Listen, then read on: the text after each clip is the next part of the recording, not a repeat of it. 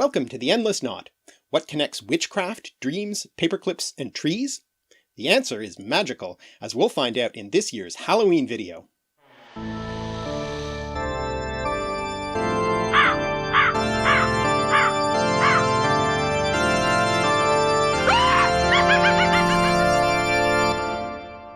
The word magic had a long way to travel before making it into English. The earliest citations for the word in the Oxford English Dictionary are in the Middle English of Geoffrey Chaucer. The word was borrowed through French and Latin, ultimately from Greek, where it got its adjective form magikos. But the root of this word wasn't originally Greek.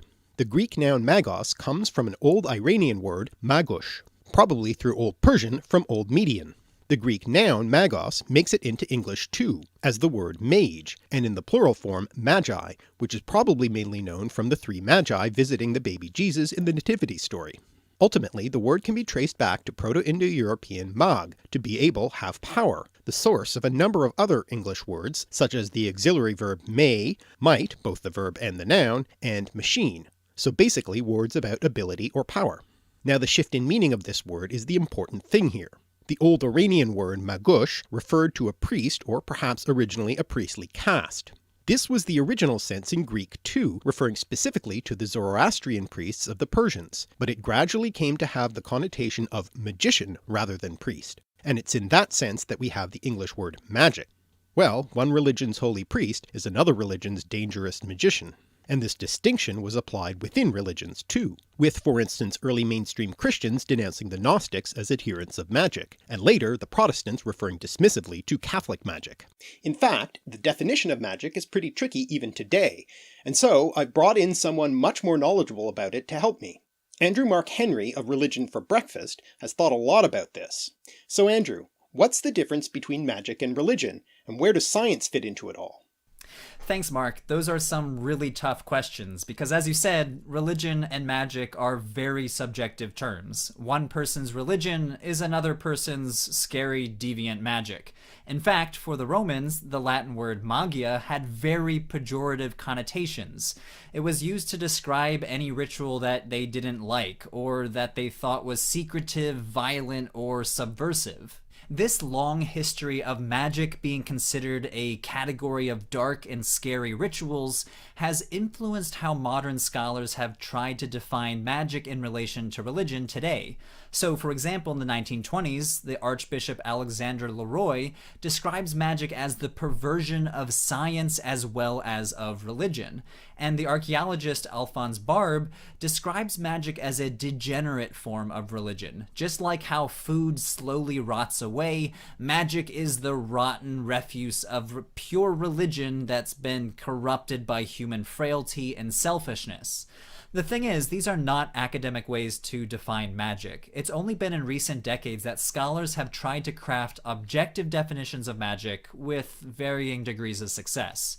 So, for example, the archaeologist Andrew Wilburn has defined magic as mechanistic ritual that draws on religious practice, sometimes exoticized forms of religious practice, to try to serve personal ends, like healing a sickness, exorcising a demon, or cursing a rival. As for science, magic is deeply intertwined with the history of science. In fact, I often joke that Isaac Newton is not the first great scientist, but the last great magician, because he wrote tons and tons of books on the occult, astrology, alchemy, stuff like that. And lots of the famous names from the scientific revolution and the Enlightenment were also super into the occult. And on some level this makes sense, right? If you're making a magic potion that has a lot of elements of scientific experimentation, expert knowledge, trying to gather ingredients together to try to affect nature. So it's here in the 21st century that we have starkly differentiated between science, magic, religion, but for many people in the past, these three categories of knowledge were very blurry and overlapped each other. Thanks, Andrew, that's helpful. But as you say, I guess there's no definitive way to distinguish between magic and religion and other forms of knowledge, especially in the ancient world. And that brings us back to the Magi. The word magush, or its Greek form magos, referred to a priest of the Zoroastrian religion. To this day, a certain type of Zoroastrian priest is called a mobad, which is a contraction of magupati, meaning something like priestmaster. The details are a little unclear, since most of the evidence we have of them is from the foreign perspective of Greek writers, but it seems the Magos castes were priests in an older Iranian polytheistic tradition. But sometime around the 8th century BCE they adopted the monotheistic Zoroastrian religion. It seems that with the unification of the Persian Empire under Cyrus the Great, the specifically Median Magos caste spread more generally throughout Iran. The later 5th century Greek physician and historian Ctesias referred to Zarathustra, who was the founder of Zoroastrianism, and whose name became Zoroaster in Greek, as a Magos himself. Whatever the details might be, the Magoses came to be associated with Zoroastrianism. It's important to keep in mind that Zoroastrianism wasn't a completely new religion, but a modification of older traditions. Scholars aren't certain when the prophet Zarathustra lived, but it's estimated to be in the 2nd millennium BCE, or perhaps a little later around the 7th or 6th century BCE, closer to the time of Cyrus the Great. He was a religious reformer who promoted the idea of one god, Ahura Mazda, and the importance of human free will and personal ethics over ritual and sacrifice. Ahura Mazda's name, by the way, which means literally wise spirit or lord, comes ultimately from the Proto-Indo-European roots Ansu, spirit, which produced the words Aesir and Asgard, the names of the Old Norse gods and their abode respectively, men, to think, and day, to set or put. Over time, the other old Iranian gods came to be demonized and were referred to as Daivas. Daiva is cognate with Sanskrit Deva, one of the terms for a deity in Hinduism, and goes back to the Proto-Indo-European root Dyeu, meaning to shine, but also used to refer to a skyfather god, Dyeu or Dyeu Pater, which spread with the Indo-European languages, becoming Jupiter in Latin, Zeus in Greek, and Tyr or Tu in the Germanic pantheon, now reflected in the word Tuesday. It's also the root behind such words as divine, deity, and Latin deus, god, as in deus ex machina, literally God from the machine, referring to an unlikely solution to an unsolvable problem to resolve a plot. And, as we've seen already, machina and English machine come from the same root as magic. The other important concept of Zoroastrianism to keep in mind are the principles of Asha and Druj, meaning roughly truth and the lie, and the ongoing struggle between these forces, essentially a dualistic battle between good and evil. The word Asha or Arta comes ultimately from the Proto-Indo-European root ar, to fit together, which also gives us such words as order, harmony, rhyme, and rite, as in a religious rite. The word druj or drug comes ultimately from Proto-Indo-European dreug, meaning to deceive, a concept we'll return to. Fittingly for this time of year, the root also leads to Old Norse draugr, a kind of undead creature similar to a revenant or zombie, probably via the idea of a phantom. The word also gives us the English word dream, which makes sense if you think of dreams as deceptive. This brings us to the connection between dreams and magic, as one of the roles of the Magos or Magi seems to have been dream interpretation.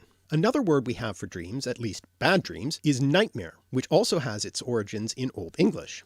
Actually, the compound word nightmare doesn't show up until the late 13th century, but is made up of the Old English words nicht and mara. But Old English mara and the word nightmare itself didn't originally refer to a bad dream. The Old English mara originally referred to a kind of female incubus who would sit upon people's chests while they slept, producing a feeling of suffocation. And that was the original meaning of the compound nightmare as well. By the 16th century, the word nightmare could also refer to the feeling of suffocation, and it wasn't until as late as the 19th century that nightmare could refer to any bad dream. Now Old English mara can be traced back to the Proto-Indo-European root mare, which meant to rub away, harm, a sense we can still see in the derivative mortar, as in a mortar and pestle. That root also led to a number of words having to do with death, such as mortal and murder. Interestingly, it's also the source of the first element of Morrigan, the Irish goddess associated with both war and fate, specifically with the foretelling of death or victory in battle, who may have been the source of the figure in Arthurian legend Morgan Le Fay, a magical enchantress. Now when we think about dreams and nightmares and supernatural beings who attack you in your sleep, we might also think of the character Freddy Krueger in the 1984 film A Nightmare on Elm Street, who attacks his teenage victims in their dreams. This film, along with the 1978 film Halloween, with the newly released 2018 sequel, appropriate for this time of year, featuring Michael Myers, who also targets teenagers, are perhaps two of the best known examples of the genre of slasher films, a subgenre of horror films. Horror films, which drew their inspiration from Gothic literature like Mary Shelley's Frankenstein and Bram Stoker's Dracula, were kicked off by the early film pioneer Georges Méliès, who used a variety of visual effects techniques such as substitution splices, multiple exposures, and time-lapse photography to achieve the supernatural events in his horror films, which he also used in his early science fiction films. Méliès, who had also been a stage magician, bringing us back to magic again, also developed the trick film genre, using those same film techniques, what we might call trick photography, to allow a magician in a film to be able to do the seemingly impossible. And so, magic tricks also brings us to the idea of deception that we saw with the roots of the words dream and rouge. The word trick comes into English from Old French trick, deceit, treachery, cheating, and tricher, cheat, trick, deceive, and is thus related to the word treachery, but the origin of the Old French words is uncertain. They might come from Latin tricari, to trifle, dally, play tricks, from the plural noun tricae, perplexities, wiles, tricks, which also gives us the word extricate, literally to get out of perplexities. Alternatively, it might instead come into French from a Germanic source related to Dutch trick, drawing, pull, which also has the sense trick, cunning, and is traceable back to the Proto-Indo-European root drag, to draw, drag on the ground. There's a related rhyming variant of this root, trag, to draw, drag, move, which comes into Latin as trahere, to pull, draw, which comes into English in a number of different forms, such as traction, tractor, train, attract, contract, and treat. The sense development for treat goes like this. The Latin frequentative form of trahere is tractara, to manage, handle, deal with, discuss, which comes into Old French as traiter, to deal with, act towards, set forth in speech or writing. This comes into Middle English with the sense negotiate, bargain, deal with, and we can see this sense in the related word treaty, and from this develop the later senses of to heal, cure, and to entertain with food or drink, and anything that gives pleasure. So if this tricky etymology is correct, Halloween trick-or-treating doesn't really offer a choice as it's etymologically redundant. Now getting back to magic tricks, which deceive the audience for the purposes of entertainment, the stage magician often achieves this through misdirection and sleight of hand, often using a magic wand to draw the gaze of the viewer. Now of course, beyond the worlds of stage magic and fiction, with Harry Potter's wand or Gandalf's staff, there are ancient traditions of wands used for magical purposes, probably based on the scepters that were widespread symbols of rulership.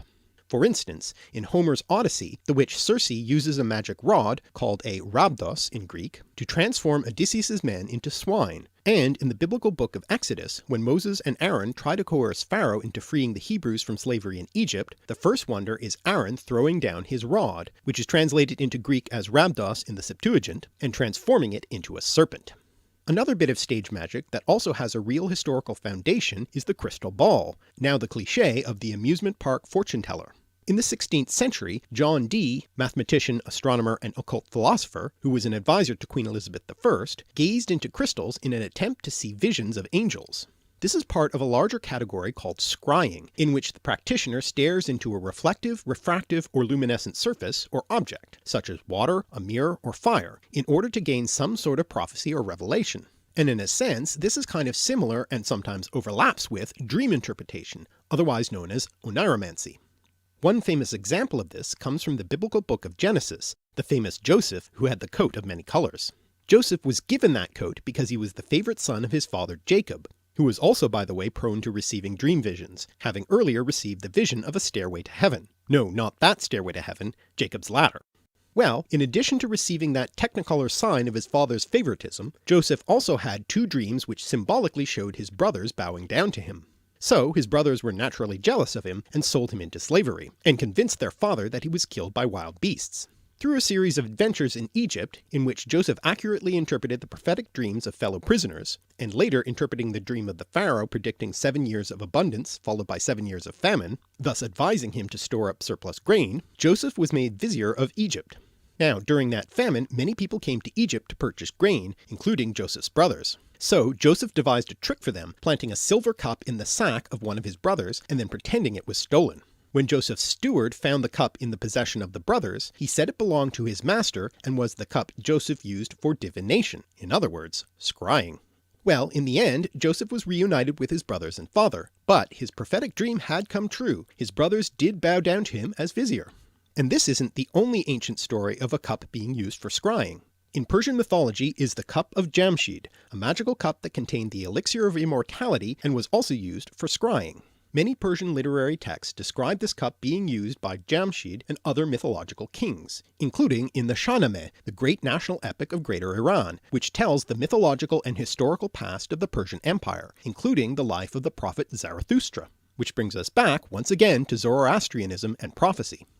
The word prophecy comes from Greek pro, before, and phani, to speak, and a particularly deceptive form that essentially tricks its recipient is the self-fulfilling prophecy.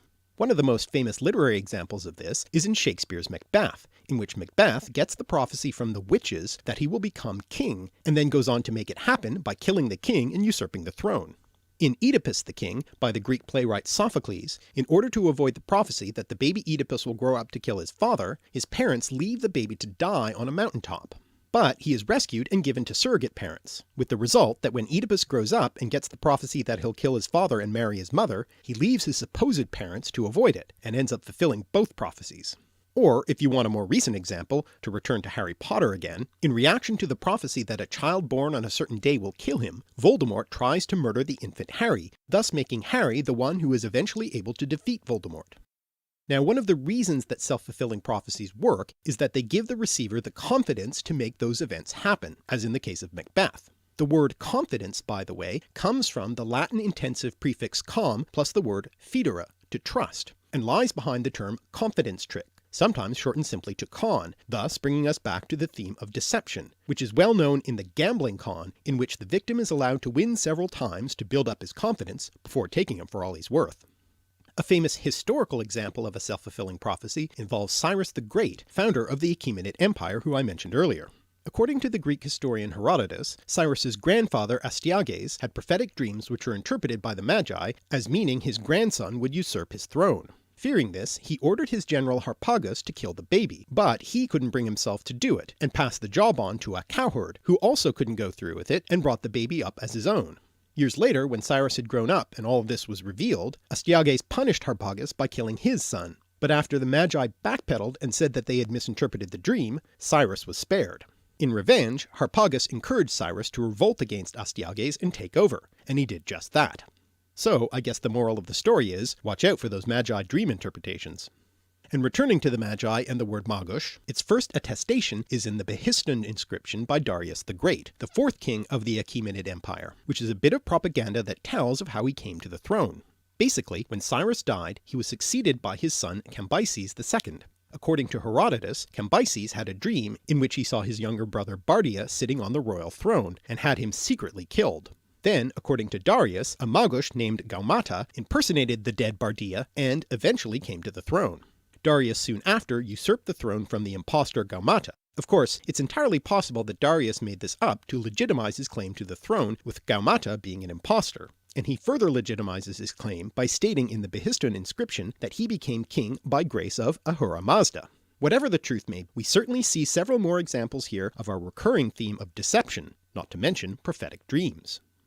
With these sorts of stories circulated by Greek authors, it's not too surprising that the Magi gained the reputation for not only being magicians, but also for being devious and deceptive. Furthermore, unlike Greek priests, the Magi would whisper their prayers and ritual texts in a low voice, and in the unfamiliar Avestan language of the Zoroastrian religious texts, which may have sounded to the Greeks like incantations.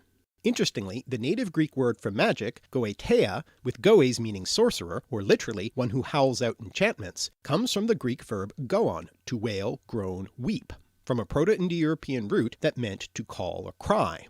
The Greeks had other words for particular types of magic, such as necromanteia, necromancy or the communication with the dead for prophetic purposes, from nekros, dead body, and manteia, divination oracle, derived from mynesthai, to be inspired, from men, to think, one of the Proto-Indo-European roots that lies behind the name Ahura Mazda.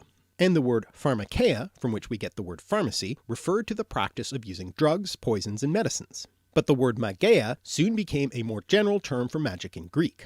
Nevertheless, the Greeks were often also quite skeptical about magic. Herodotus recounts the story of Darius's successor Xerxes, who when sailing his fleet to attack Greece was hindered by a storm, but the Magi were able to quell the storm with their sacrifices and incantations, allowing them to proceed. Or, as Herodotus dryly wrote, perhaps it abated of its own accord. And in that self-fulfilling prophecy play Oedipus the King, Sophocles has Oedipus use the word magos as a term of abuse directed at the soothsayer Tiresias when he gave him a prediction he didn't like. So the word also came to have the sense of a charlatan in Greek.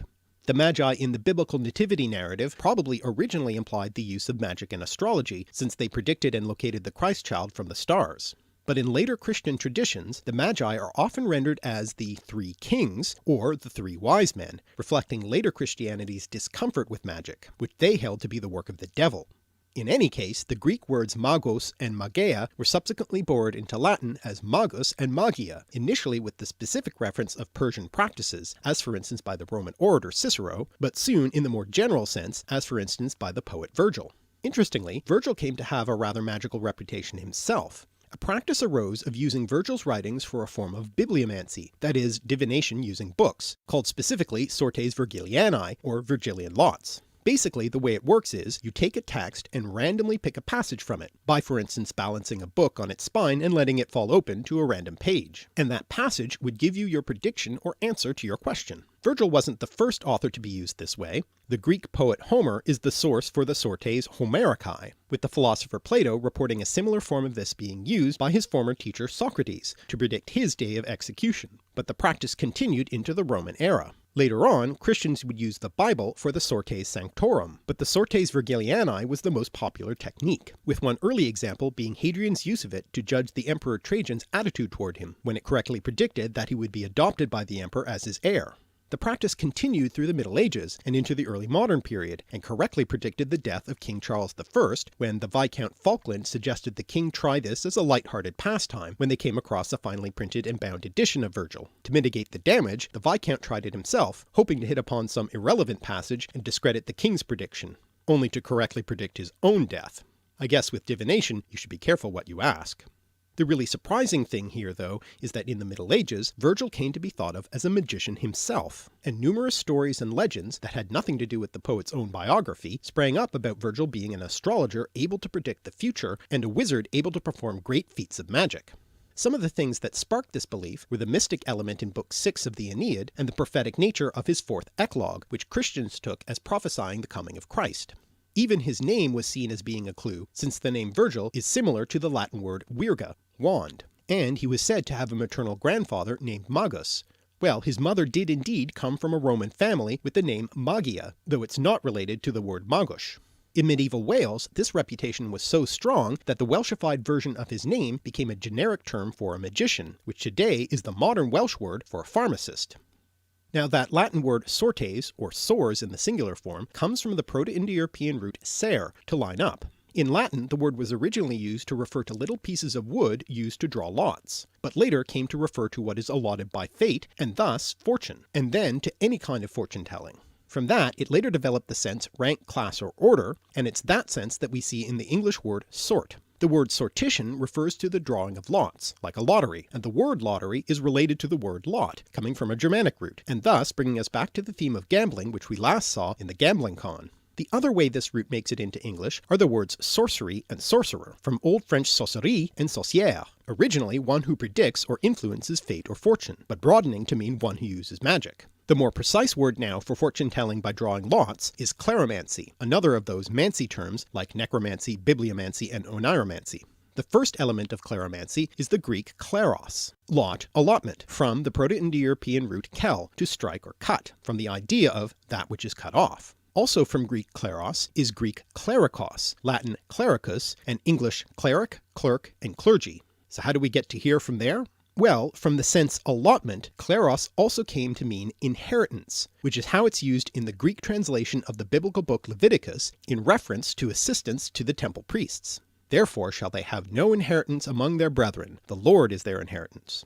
So the word came to refer to matters having to do with priests, and eventually priest and the priesthood itself. In the Middle Ages, clerks, sometimes now pronounced clerks, were the only well-educated people available, and so in addition to their religious duties also used their skills as accountants, and from that we get the modern sense of clerk, which is broadened further to include clerical bureaucratic duties and even store clerks.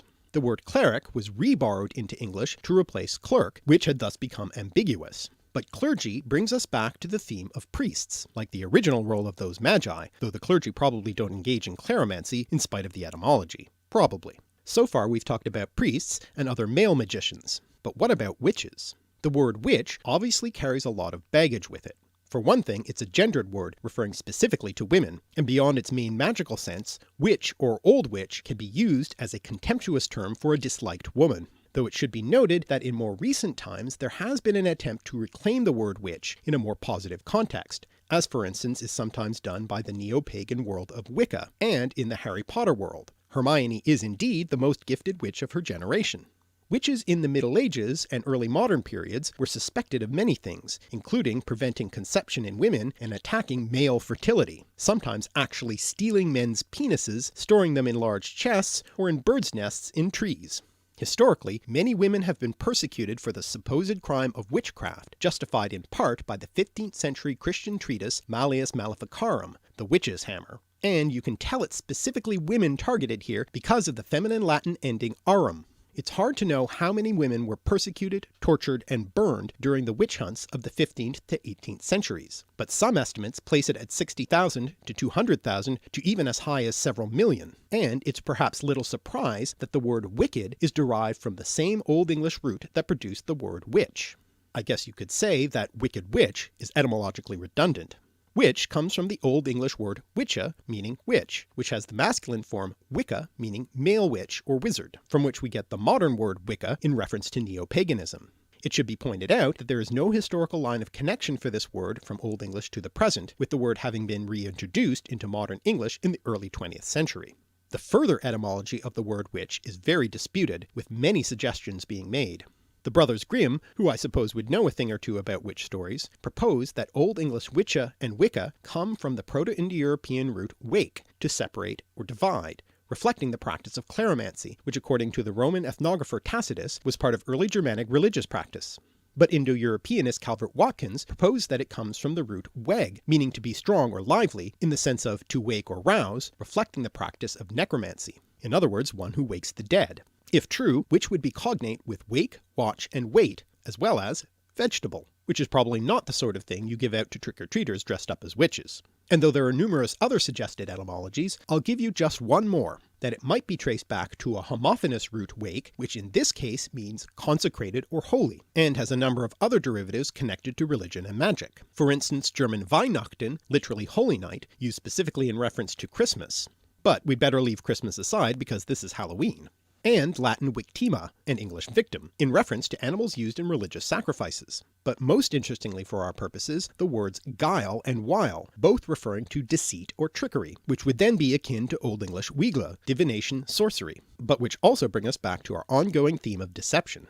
But there are a lot more terms for male magic practitioners. In the Harry Potter world, that would be wizard, but wizard has more of a positive connotation, so for a better parallel to witch, let's turn to the word warlock. Interestingly, the word didn't originally have any connection to magic. In Old English, the word warloga meant traitor, liar, oathbreaker, reminding us again of the theme of deception, and by extension it was sometimes used to refer to the devil. It's only later in the 16th century in Scots that the word came to be used as the male equivalent of a witch. Etymologically, it breaks down into two elements, the second of which is leogan, to lie, which also gives us the word lie. The first element is war, faith, fidelity, agreement, from the Proto-Indo-European root verao, true, trustworthy, which also leads to the Latin word veritas, sometimes thought of by the Romans as the personification of truth, and related to such English words as verify and veracity. So literally, a warlock is a truth liar. Now this brings us back to the concept of truth, the opposite of lies and deceptions, opposing ideas which you'll remember as the opposing forces in Zoroastrian Asha and Druj. There are a number of words in English that mean truth, including the now somewhat archaic word sooth. The Old English form soth was actually quite common and comes from the Proto-Indo-European root s that supplies several of the forms of the irregular verb to be, such as is and am, as well as words such as yes, essence, and sin. Though the word sooth today is somewhat obscure, the compound soothsayer, meaning a fortune-teller or prophet, is rather more well known, being used for instance to describe Tiresias in the Oedipus story, along with seer, literally one who sees. The word truth itself has a fascinating etymology. It goes back to the Proto-Indo-European root dero, to be firm, solid, steadfast, which also has the specialized senses of tree and wood, especially oak, including the word tree itself. It's also the second element in the word Ausatru, a term used to refer to a neo-pagan group focused on the Old Norse mythological tradition, which means literally faith or allegiance to the Aesir, the pantheon of Norse gods. And we've already seen that first element as the root lying behind the name of the Zoroastrian god Ahura Mazda. The Norse, by the way, also had their own tradition of magic, called Seidr, associated with the gods Odin and Freya. The word Seidr comes from the Proto-Indo-European root sai, meaning to bind or tie, which also has the derivatives sinew and secular, which originally as Latin saeculum meant age, span of time, and came to mean worldly, not religious. Other derivatives of Deru, solid tree, are dryad, a tree nymph in Greek mythology, and druid, the high-ranking priestly class who also wielded considerable secular power among the Celtic peoples. So the Druids are another example of a priestly class, like the Magi and the clergy, who are also mistrusted by external cultures, in this case the Romans during the Roman Britain period. The second element of the word Druid comes from the Proto-Indo-European wade, to see, which has such other derivatives as vision, view, and evident, as well as wise, wisdom, and wit. So a Druid is someone who is wise about trees. And from the word wise, we also get, in the Middle English period, the word wizard, literally a wise man, but it soon gained the more specific sense of a magician. Also from this root we get the Old English term Witenagemot, referring to the council of advisors to the king in Anglo-Saxon England, who technically were in charge of electing the kings. Though this political body didn't survive past the Norman conquest of England, it seems to have been the inspiration behind J.K. Rowling's Wizengamot, the wizard court of law in the Harry Potter world, obviously also playing off the word wizard. But as we've seen, the word wizard comes from the same root anyway, and in any case the wizards we know today, such as Albus Dumbledore and Gandalf, are also quite wise and indeed witty. And all this talk about wizards and magic brings us to our conclusion, tying many of these elements together, specifically to the deck-building game Magic the Gathering, published by the games company Wizards of the Coast, who, by the way, are also the current publishers of Dungeons & Dragons, after they bought out its original company TSR. In various versions of D&D, different levels of magicians or magic users, as they were called in the game, were known by specific words, many of which we've covered in this video, such as seer, magician, enchanter, warlock or witch, sorcerer, necromancer, and wizard. The game Magic the Gathering, which also has magic users known as mages by the way, was developed by Richard Garfield, who had been a combinatorial mathematics doctoral student at the University of Pennsylvania, and apparently he created it so that he and his friends would have something to do while they waited for everyone to turn up for their D&D games. Garfield has two other claims to fame. His great-great-grandfather was James A. Garfield, a rather minor US president, having been assassinated within his first year in office. And his granduncle Samuel B. Fay invented the paperclip.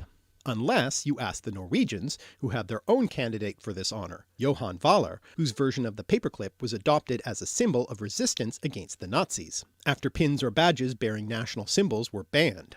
As for Magic the Gathering itself, it originally had an aspect of gambling, since according to the original rules one was supposed to ante up a card in order to play, which the winner would then be able to claim at the end of the game. And even now the packs come with random assortments of rare cards which can be quite valuable. So whether it's card tricks or tarot cards, or the 3-card Monte Con or Magic the Gathering, or all the way back to exotic Zoroastrian priests and self-fulfilling prophecies, falsely accused witches and crystal ball-gazing wizards, it seems perhaps that for magic, luck, deception, and shifting perceptions have always been on the cards. Thanks for watching. My special thanks to my friend and fellow YouTuber Andrew of Religion for Breakfast, who suggested this topic, and helped me out with the crucial definition of magic. Why not check out his video, What is the History of Magic Wands, for more on that topic. If you've enjoyed these etymological explorations and cultural connections, please subscribe and click the little bell to be notified of every new episode.